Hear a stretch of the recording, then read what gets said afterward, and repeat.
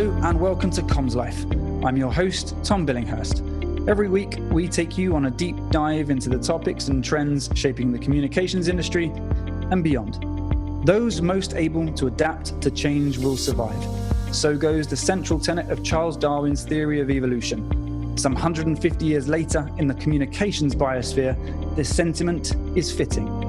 Today, the ability to adapt and change with the times is fundamental to long-term survival and growth in the comms world. And many disruptive changes has it witnessed. In the last decade alone, with the advent and ascent of social media platforms, we have been deluged by more information, content, and messaging than was previously imaginable. So, where does the industry stand today between traditional and modern digital methods? Are we headed irreversibly towards digital domination? Or is there still an essential and perennial place at the table for the traditional practices? And what impact has the coronavirus pandemic had on this industry? Joining us to discuss these questions and more is Lena Terlaare, Director of Marketing and CSR at Transguard Group, formerly Marketing Manager of Content for Emaar's Dubai Mall, formerly Group Launch Editor of Hello Middle East magazine, and formerly Editor-in-Chief of Good Housekeeping at ITP Media Group. Lena, welcome to the show. Hi, thanks so much for having me. I'm looking forward to this. It's great to have you here. Thanks for taking the time to join us. How is everything going your end? Yeah, it has been full steam ahead. I was thinking this morning, I think I have not worked as hard or as much as I have in the last 3 months. I've always been a hard worker, but these last 3 months have really pushed me to do the best that I can with what I have. And quite honestly, I think it's probably the work that I'm the most proud of in the last 3 months. We have really been pushing the limits and it's been great to see. It's exhausting, but very rewarding. I'm happy with it, but boy, like everybody, I'm ready to see the back of this. It certainly seems like we're working harder and faster than ever before. I don't know if that's the reality, but it certainly seems that way. So to kick us off, I thought we would first look at the fact that you, like many, have made the jump from the journalism side to the comms side, or what some people rather unfairly call the dark side. I wonder, why did you do that? What were the motivational factors, and what are the major differences you've noticed on either side of the fence? When I started in journalism, which was in 2000, I actually came into it as an English literature major with the super helpful and employable degree in British literature with a focus on 17th century neoclassicalism, specifically Alexander Pope. So that's where I started, and I fell into that because not that I had any journalism experience, not that I knew anything about photography, for instance, but this was with a small publishing company in the suburbs of Chicago that was looking for someone who would take on the job as an associate editor and go around the world, going into greenhouses, going to flower shows, and really learning about the floriculture industry. And they took a flyer on me, and I fell into the job. The reason they hired me is because I'm enthusiastic and I can tell a good story. I can write. I just took it and ran with it. And within 6 years, I was running the magazine and had traveled all over the world. It's not that I was a pure journalist just writing a story, because everywhere I went, I was representing the magazine. Everywhere I went, if I was going to be an effective magazine editor, I had to understand who my audience was. I had to be speaking with them. I had to be pitching stories to my audience that they would gravitate towards and learn from. Likewise, I had to be able to understand from the advertiser perspective what were the industry issues that they needed to talk about. But I realize now that the lessons I learned way back then, 20 years ago, really did influence who I am now and how I look at life now from a marketing perspective. Now, if you understand who your audience is, regardless of whether you're a journalist or you're someone who is in PR, or if you're just trying to market a product or a service, you need to be able to tell that story. Now today we have so many other vehicles that we can use, which is really exciting if you're at heart, if you are a storyteller. Because if you're trying to tell a story, then it doesn't matter what channel you use, that channel is going to allow you to bring that story to life in so many different ways, which is really exciting. So the differences between the two is, who are your masters, right? So if you're a journalist, you're really writing from my perspective, to resonate with your audience.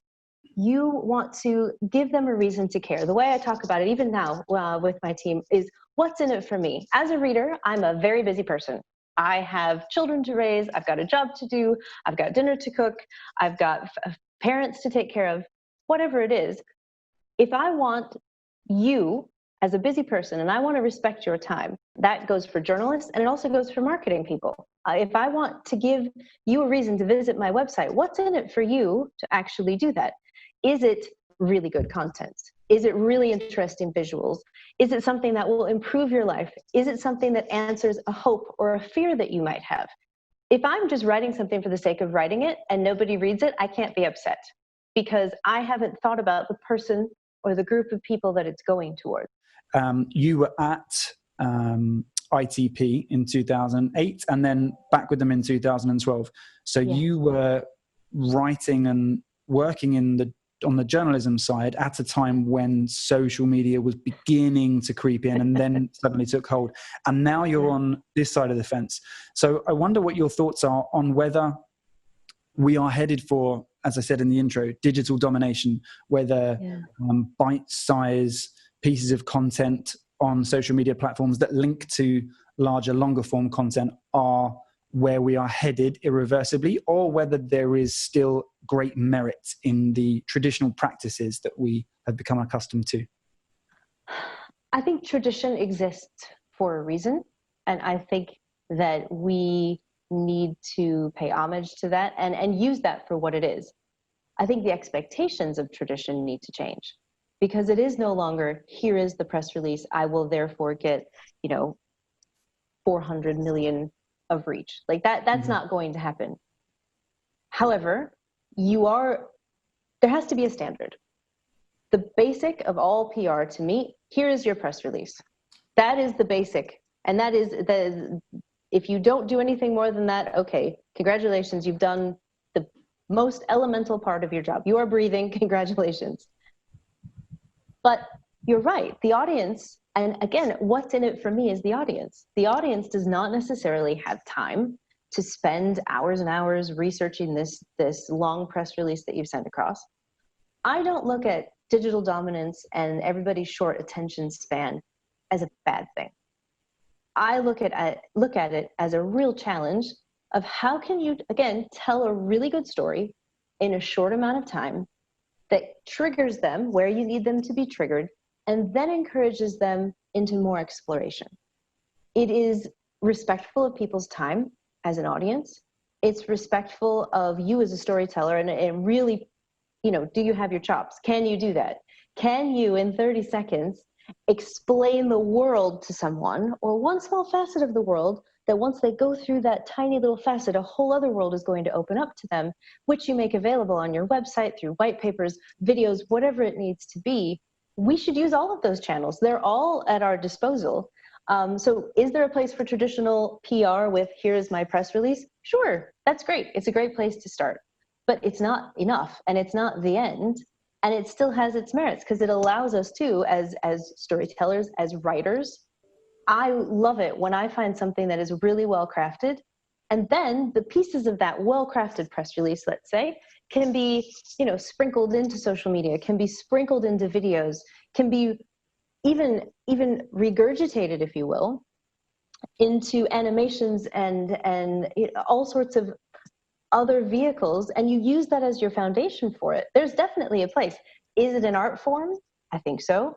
Will it eventually die out? I think journalists are a little bit stubborn.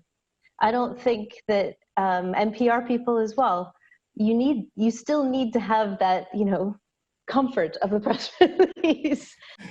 Love it. But having gone through these phases on both sides of the fence, we've now obviously been hit by this major crisis, which has fundamentally changed the way we're working. I wonder from a content perspective, whether it has changed how we are engaging with people. And to bring that into the here and now, I wanted to ask you how at Transguard, bearing in mind you work with one of the much and rightly deservingly praised frontline groups in the security space, How have you taken all of these facets of storytelling, traditional, digital, where we're going in the space, to deliver your messaging to the end user, the audience that you're engaging with? I love this question because I am handling both marketing and CSR. Gives me an opportunity to really celebrate people, because we are a people business. We have more than 61,000 employees in every service line you could possibly imagine. Most relevant to this conversation are our frontline heroes. So these are the cleaners, these are the security guards. We are actually in so many different areas in the UAE, in the new field hospitals launched by SIHA. We are there, which is something we're very proud of. To me, it's an opportunity to tell the story with respect of the people who are giving of their time and talent and energy to serve the UAE, because it's also about the audience. And the audience, particularly in the last few months, is everyone who is at home, who was scared, who didn't know what was coming next. But to be able to have our workforce as the face of what it means to support the country at the very, not bare minimum, but at a really fundamental level, we're doing that, and we need to respect the people who are actually carrying out those actions and celebrating them, because they are heroes. Yeah, no, absolutely. The thing I'm thinking while listening to you as well is that we have seen companies get it wrong. We've seen big brands pour lots of money into ads that essentially thank the frontline workers without really offering anything back. And it comes back to the point you were making about what's in it for me. So I'm wondering how you tread that line with the messaging that, these guys are indispensable. They are heroes, quite rightly. But you do so in a way that isn't just an empty congratulatory message that says Transguard supports frontline heroes. Next. The end. Yeah. So how do you feed that kind of authenticity and that ability to give something back in your messaging without being, perceived to be vacuous or opportunistic?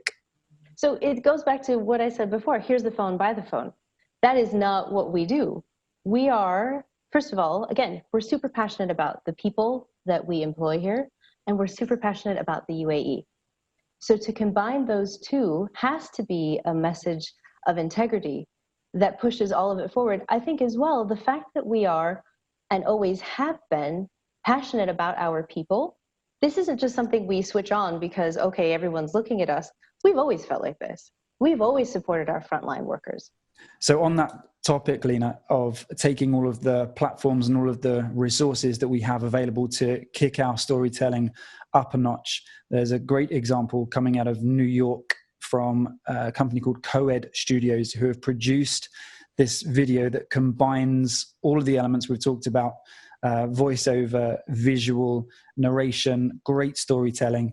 And it's about the doctors on the front lines in New York during this pandemic. And it crystallizes exactly what we've talked about bringing storytelling into the modern era. I think we can just take a look and listen to that now. I'm Dr. Craig Spencer on the front lines in New York, fighting coronavirus. Here's how my day goes. Walk in for your 8 a.m. shift. There's a cacophony of coughing. You stop. Mask up.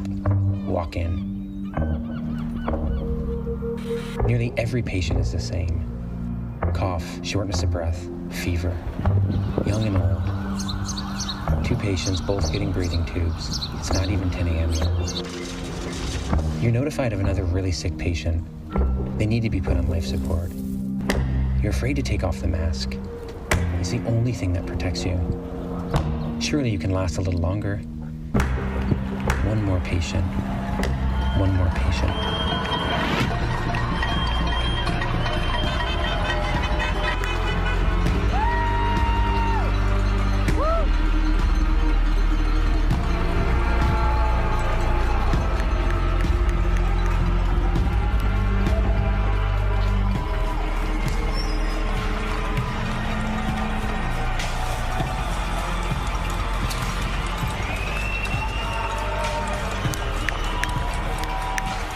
We're still here with Lena Terlaare, Lena, thanks for sticking around. We got your thoughts, your professional thoughts on where communications industry is at, digitization, where we go from here. But now we would like to get to know you a little bit better. So we're going to fire some quick fire questions at you. Are you up for this? Bring it on. That's what we like to hear. Here we go. Your favorite superhero? Wonder Woman, obviously. We've had that before. Fruits or vegetables? Fruit, definitely. TV and film or books? If Books. You say TV and film, No, I'm not or going an to say English TV and literature film. student. No, I'm not. But what I will tell you is it's definitely books. But my capstone course when I was in university was understanding the integration between books and film and how difficult it is to translate the two, and which has been super helpful because my kids have read all of the Harry Potter books and we've watched all of the movies. And so when they ask me, Mama, why did this not happen? I can actually give them a academic reason behind it. So books, but then... That's wonderful. See, the degree does come in handy. Okay, next question. Harry Potter books or Harry Potter films? Books. Oh my gosh, 100%. Earliest childhood memory? Standing on a heater, that like one of the ones that's up against the wall, looking into the nursery because my little sister had been born. So I remember my uncle holding me up and I was kind of peering over, seeing this little bundle. Wow. How old were you then? 2.5. That's a very early and very clear memory. Yeah. Favorite holiday destination? Sri Lanka. Beautiful country. Okay. Instagram or Twitter? Instagram. Definitely. Greatest fear? That I didn't try hard enough. Ooh. Okay. If you weren't in media, what would you have chosen to be? An English professor. Oh, that's what I was supposed to be. Yeah. Like, again, British literature, neoclassicalism, like that was my bag for a very long time. And I still read as much as I possibly can. I miss the academic life, but I mean, how legitimate is it to say that? It's been 20 some odd years, but I do miss it. You know, the life of the mind, that is what you live in, those sorts of theories and philosophies and how it impacts the rest of you. I mean, I'm right there with you. Never give up on that dream. Yeah. And finally, if you could live the life of any other person, dead or alive, who would it be? I think Marilyn Monroe.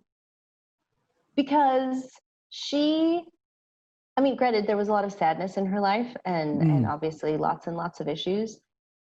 But there was also a certain amount of sparkle and joy around some of the work that she did.